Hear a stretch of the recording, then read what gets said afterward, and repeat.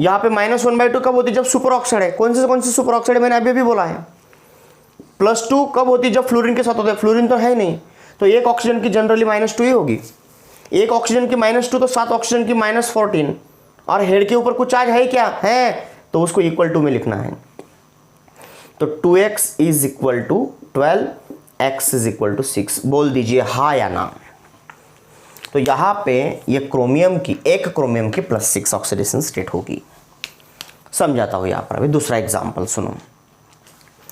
मेरे पास है यहां पे बच्चों SO4, हेड पे 2-, न्यूट्रल थोड़ी ना है। ये -2 किसका है? ये सल्फर का भी नहीं है, ये ऑक्सीजन का भी नहीं है, पूरे मॉलिक्यूल का चार्ज है। करेक्ट है। मैंने अंडरलाइन कर दिया सल्फर को। सल्फर को अंडरलाइन करने के बाद में मतलब मैं सल्फर की ऑक्सीडेशन स्टेट में इंटरेस्टेड हूं। तो यहां पर आ जाएगा X। ऑक्सीजन अब प्रैक्टिस हो चुका है। ये CSO4 थोड़ी ना पेरोक्साइड है, सुपर ऑक्साइड थोड़ी ना है, फ्लोरीन के साथ थोड़ी ना है। तो एक ऑक्सीजन -2 होगा, तो 4 ऑक्सीजन -8 इज इक्वल टू -2। क्यों? हेड के ऊपर का charge. X is equal to 6। Clear है? अब सुनो, आगे चलते हैं। बच्चों समझ में आ रही बातें? बातें समझ में आ रही है आपको? You are good student.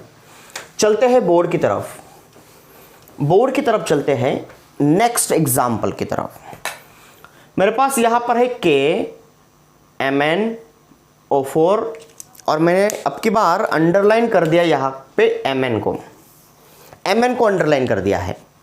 यदि मैंने Mn को अंडरलाइन किया मतलब I am interested in Mn।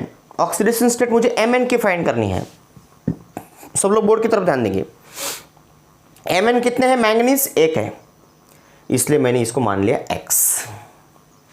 अब हमें बाकी चीजें भी पता करनी है। K की कितनी होती है? रूल नंबर 1 याद करो, पोटेशियम ग्रुप फर्स्ट एलिमेंट, तो इसकी होगी +1। अब रहा मसला ऑक्सीजन। ऑक्सीजन की कितनी होती है oxidation states?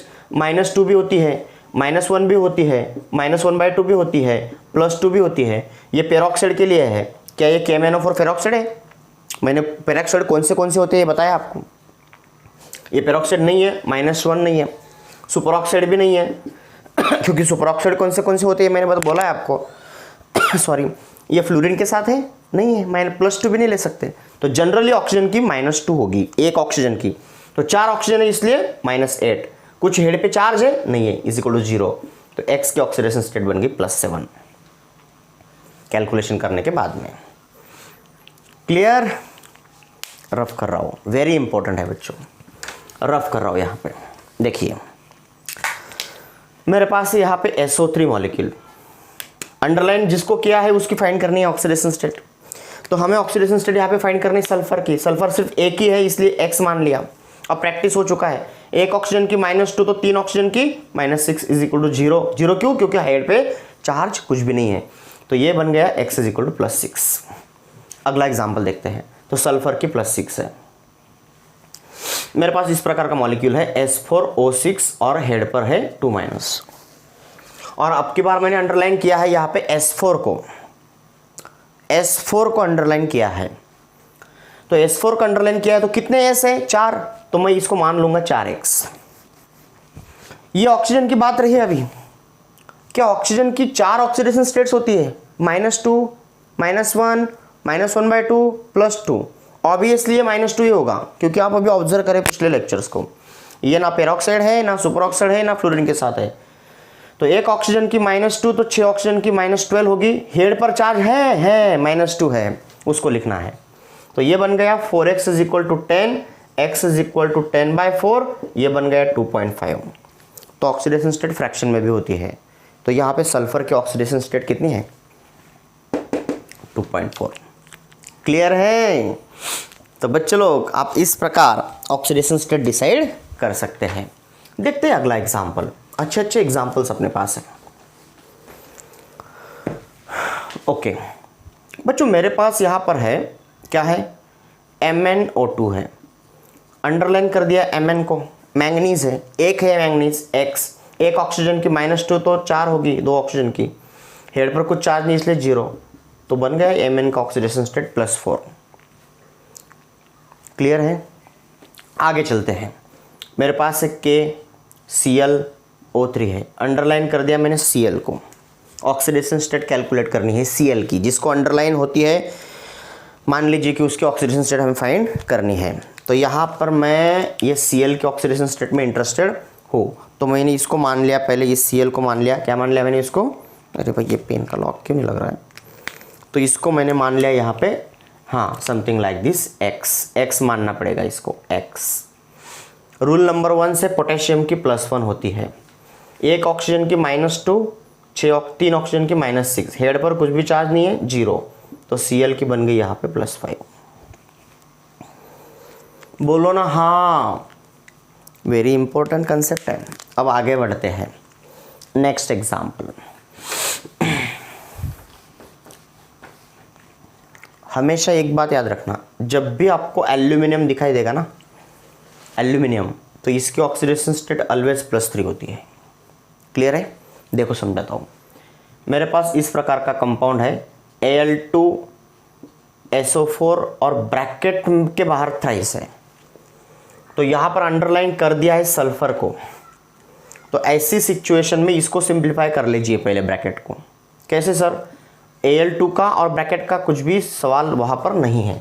Okay, no relation between ये एल्यूमिनियम और ये ब्रैकेट में ये 3, ये पूरा ब्रैकेट है और बाहर 3 है, तो इस 3 को ब्रैकेट के हर एक एलिमेंट को मल्टीप्लाई कर दीजिए।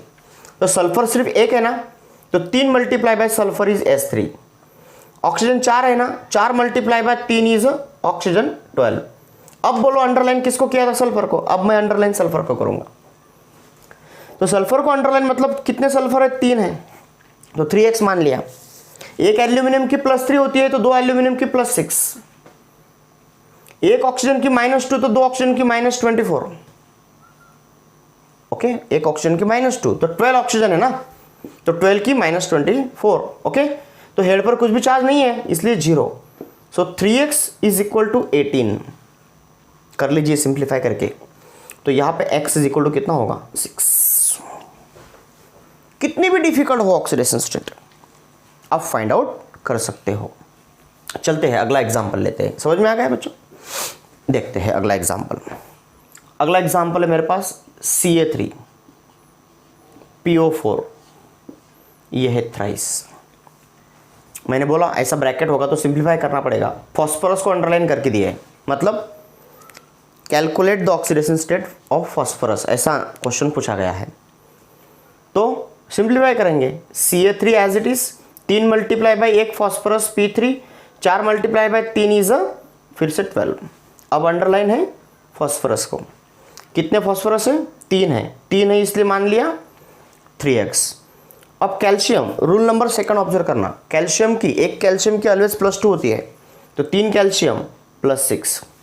कैसे? क्या? रूल नंबर 2 है, अल्कलाइन अर्थ मेटल है वो, ग्रुप 2 एलिमेंट है। एक ऑक्सीजन की -2, क्योंकि ये ना पेरोक्साइड है, ना सुपर ऑक्साइड है, ना फ्लोरीन के साथ है, तो ये बन गया -24 इज इक्वल टू 0, क्योंकि हेड के ऊपर कुछ भी चार्ज नहीं है। अब देखना 3x इज इक्वल टू फिर से 18, x इज इक्वल टू कितना है? 6। तो फॉस्फोरस का ऑक्सीडेशन स्टेट इसमें आ चुका है 6। Any doubt? No doubt. Good. Rules का यूज हमें करते आना चाहिए बच्चों। तो इस प्रकार हम टिपिकल से टिपिकल एलिमेंट्स की ऑक्सीडेशन स्टेट डिसाइड कर सकते हैं। मेरे पास यहाँ पर Cr है, और यहाँ पर ध्यान देने की कोशिश कीजिए, ये क्रोमियम है अंदर, ये ऑक्सीजन है, ये भी ऑक्सीजन है, इस प्रकार की परिस्थिति है, और यहाँ पे डबल बॉन्ड O है, बटरफ्लाई स्ट्रक्चर है। इसी स्ट्रक्चर को इस प्रकार शो करते हैं CrO5, क्योंकि कुछ ऑक्सीडेशन स्टेट जो होती है ना, वो स्ट्रक्चर से डिसाइड करते हैं। अब बोलो, मैंने रूल जब पढ़ाया तब मैंने बोला था ऑक्सीजन जब सिंगल बॉन्ड होगा तो वो पेरोक्साइड लिंकेज होती है, और पेरोक्साइड लिंकेज में ऑक्सीजन -1 होता है, तो ये ऑक्सीजन -1 है, ये भी ऑक्सीजन -1 है, ये भी पेरोक्साइड लिंकेज है, लेकिन ये ऑक्सीजन सिंगल बॉन्ड नहीं है, ऑक्सीजन सिंगल बॉन्ड थोड़ी ना है, तो ये होगा -2। अब अंडरलाइन किया मैंने Cr को, तो बोलो x -1 -4 और ये -6 is equal to 0, x is equal to +6। अगर आप ऐसा अंडरलाइन करके x मान के 12 लिखते तो गलत आ जाता। तो कुछ कंपाउंड्स की ऑक्सीडेशन स्टेट स्ट्रक्चर से ड्रॉ की जाती है। क्लियर है? रफ करूं? यस, बटरफ्लाई स्ट्रक्चर है CrO5 का।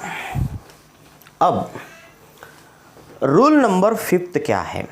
रूल नंबर 5, पांचवा रूल क्या है? फ्लोरीन मतलब F always have -1 oxidation state, always without exception. ठीक है ना? रूल नंबर 6, लास्ट रूल क्या है? Molecular state always have 0 oxidation state या फिर oxidation number. Point is to be noted. For example बोल रहा हूं मैं, मेरे पास O2 है मॉलिक्यूल, तो मॉलिक्यूलर स्टेट है। मॉलिक्यूल मतलब दो सेम एटम के बीच का मॉलिक्यूल। तो मुझे अंडरलाइन किया गया है O2 को, O2 की फाइंड करनी है, तो अंडरलाइन O2 को ही है। तो मैं मान लूंगा इसको 2x, हेड के ऊपर कुछ चार्ज नहीं, 0, तो x is equal to 0/2 is equal to 0। Clear है? तो आप ऐसे ढेर सारे कंपाउंड्स ले सकते हैं जिसकी ऑक्सीडेशन स्टेट आपको डिसाइड करनी है। मैं आपको अभी कुछ होमवर्क दे रहा हूँ, उनको सॉल्व करके देखना, और सॉल्व करके बच्चों हमें वह आप सॉल्व करके स्क्रीनशॉट लेके भेज देना। ध्यान देने की कोशिश होगी, होमवर्क लीजिए। मेरे पास है CO, फर्स्ट होमवर्क है CO, अंडरलाइन है C को, मतलब C की फाइंड करनी है। फाइंड द ऑक्सीडेशन स्टेट, ऐसा क्वेश्चन होगा। फाइंड द ऑक्सीडेशन स्टेट या फिर oxidation number of underlined species, मतलब जिसको अंडरलाइन है वह। तो पहला वाला है CO, दूसरा क्या है? SO2, अंडरलाइन है सल्फर को। तीसरा वाला है CO3 2-, अंडरलाइन कार्बन को है। फोर्थ वन है C2O4 2-, अंडरलाइन है कार्बन को। वीडियो को ढंग से देखना और इन एग्जांपल्स को ट्राई करना बच्चों। मेरे पास है ClO3 और अभी माइनस है, अब अंडरलाइन किया मैंने Cl को। मेरे पास है यहाँ पे ClO2-, अंडरलाइन फिर से Cl को है।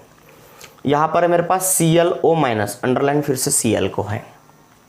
इंपॉर्टेंट है। H2CO3, अंडरलाइन C को है, मतलब C की ऑक्सीडेशन स्टेट क्या करनी है? फाइंड आउट करनी है। मेरे पास HCl है, अंडरलाइन Cl को है। मेरे पास H2SO4 है, अंडरलाइन सल्फर को है। मेरे पास है यहाँ पे HNO3, अंडरलाइन नाइट्रोजन को है। मेरे पास है NO3 एंड माइनस है, अब अंडरलाइन नाइट्रोजन को है। इनकी क्या करनी है? ऑक्सीडेशन स्टेट फाइंड करनी है, अंडरलाइन स्पेसीज की। मेरे हिसाब से दिक्कत नहीं आनी चाहिए, very easy. ClO4-, underline Cl को है। BrO3-, अंडरलाइन Br को है। जिसको अंडरलाइन है उसकी ऑक्सीडेशन स्टेट हमें फाइंड आउट करनी है। आई होप दैट आपको ये वीडियो अच्छा लगा होगा। अगर आपके बहुत ही काम का है तो उसको बार बार देखो और ऑक्सीडेशन स्टेट्स फाइंड करने की कोशिश करो। Next time will be continue.